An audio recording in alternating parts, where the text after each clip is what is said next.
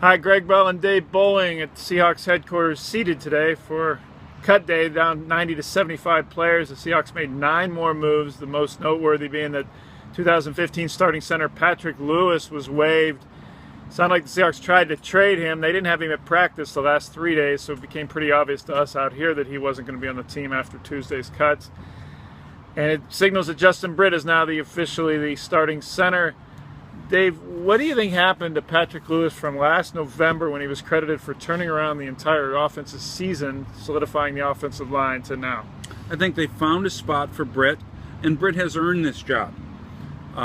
He was not convincing either at right tackle or left guard, and I thought the move to center was sort of a last chance to try to find a spot for him, because he is big and physical and strong and athletic. He just really hasn't seemed to catch on at the other positions, and for whatever reason he's been actually pretty good at center, and it's really surprised me.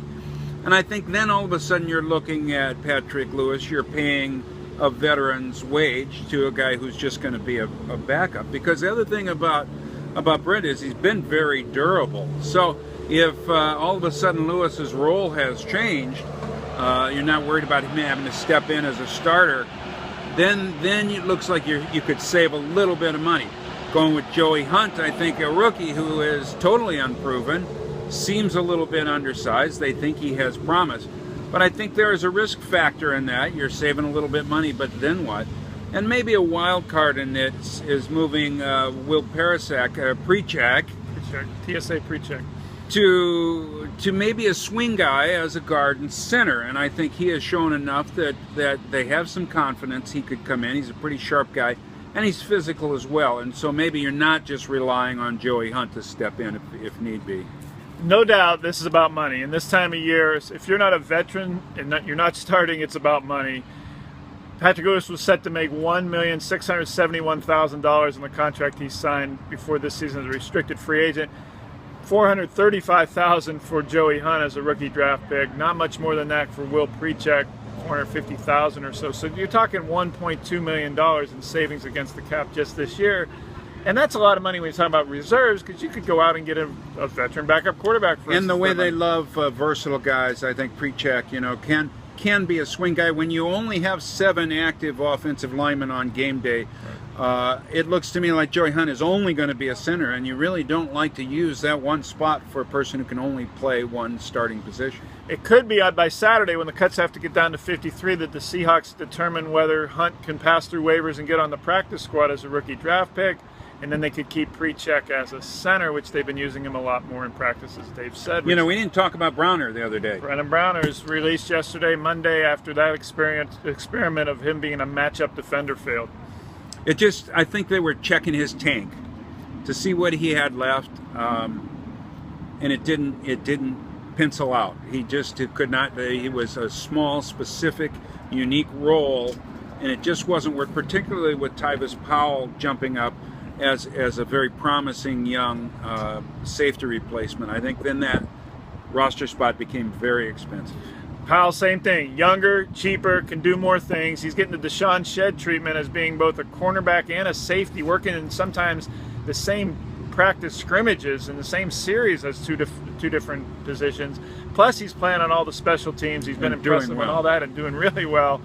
Tyvis Powell from Ohio State, the rookie undrafted free agent, may be not just Brandon Browner's reason Brandon Browner's leaving the team, but there may be a couple other veterans that will not make this team because of how Powell's emerged in more than one position.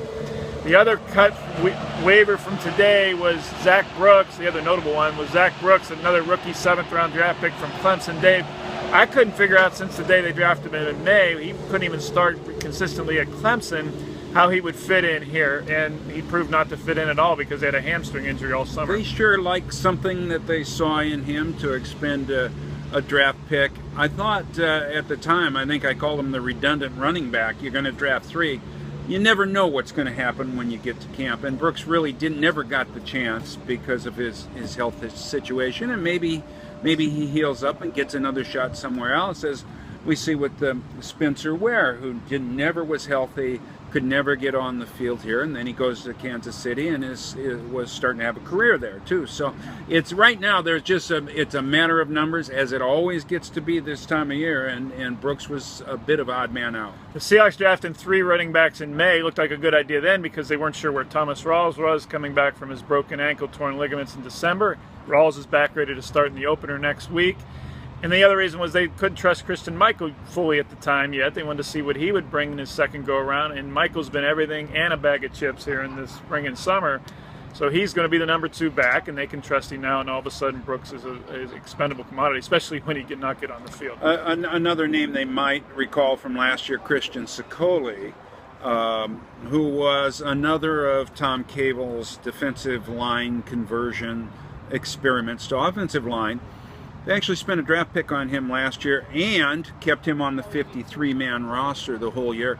He was strong and very athletic, but that's a steeper learning curve from defensive line in college to offensive line in the NFL than he could make in a year. And I think that was something they were kind of took a flyer. They do experiment on guys, and sometimes it pays off, and that was another one where it just didn't quite work out. Cable got it to work for J.R. Sweezy. He ended up making him a $32 million free agent guard as a college defensive tackle, but it didn't work for Drew Nowak. It was a college defensive tackle they tried to make a center last year, and it failed, and now it fails apparently with Sicoli. 2 wave injured guys of note: George Farmer, who they did USC running back, who they had defensive back this spring, then moved to running back this month. Looked like he got injured on Monday, a right foot injury. He was waived injured today, and so was ex-UW Husky wide receiver Kevin Smith. He hasn't been healthy all summer because of a hamstring injury. And it was a promising start he had here. He came in, proved himself, 7-game showed some things, and looked like one of those guys who was going to be a fringe guy to really developing into a professional receiver, and again, couldn't stay healthy. Kason Williams, his former UW teammate, is back on the field. He's also had a hamstring injury. He practiced today. So did Tanner McAvoy. The offensive coordinator, Darrell Bevel, said the undrafted rookie from Wisconsin needs to show that he can block as a tight end to see if he's a viable tight end candidate. He's also impressed at wide receiver. I've written that I think McAvoy has a chance to make this team, especially now that he's back off a groin injury that looked like it was jeopardizing his chances. The Seahawks' final preseason game is Thursday. No word yet whether McAvoy will play, but everybody who's not a veteran is going to play a lot in that game. The final cuts to 53 come Saturday afternoon. Thanks for watching, and have a good day.